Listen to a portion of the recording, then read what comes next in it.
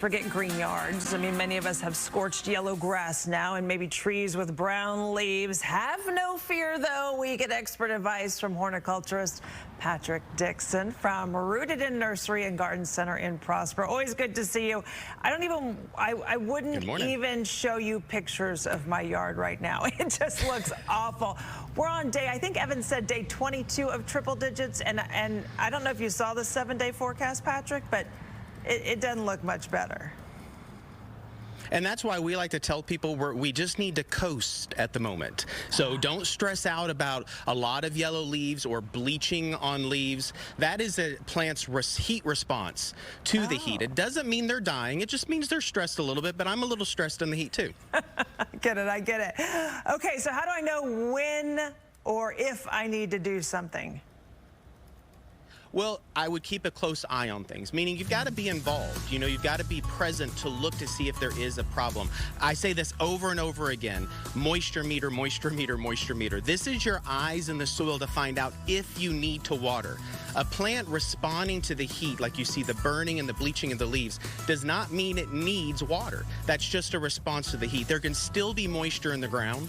You'll probably see from some of the shots on the screen that my plants are showing signs of heat stress, but I'm not going out there and dumping a lot of water on them. This is when people get in trouble with high water bills, which you're charged more the more you use. So take a step back, reevaluate, use a moisture meter, and look to see if it needs water, if it's just a response to the heat.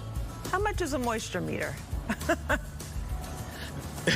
These are less than $10 a piece. Oh, really? And so it's a great tool to carry around. Yeah, you can use it in your potted plants, indoor plants, gardens, your lawn. It's a great tool. But, you know, it also comes down to planting the right plant in the right place. You know, we at Rooted In focus on native adaptive plants only. There is a plant palette we won't support because of this time of year when people are having to put so much water and resources and your time into maintaining those plants. So native adaptive plants being the key, but planting the right plants. And if you are having to put a lot of water out on your landscape and you feel like you do have the right plant palette, then what could be happening is you have a shallow root system, meaning you have been watering more often and not as deeply, and those roots have no reason to grow deep roots because you're not giving them a reason to. Watering less often and deeper, and this is where things like cycle and soak and drip irrigation are a benefit, then you can get a deep root system, and the deeper the root system, the more drought tolerant and cold hardy the plant is. Because now, you know, once we leave the heat, then we got to start thinking about the cold. Exactly. Yeah, I feel like it's just a never-ending cycle. Well, you can find a link to Rooted In, including information about some upcoming classes they have.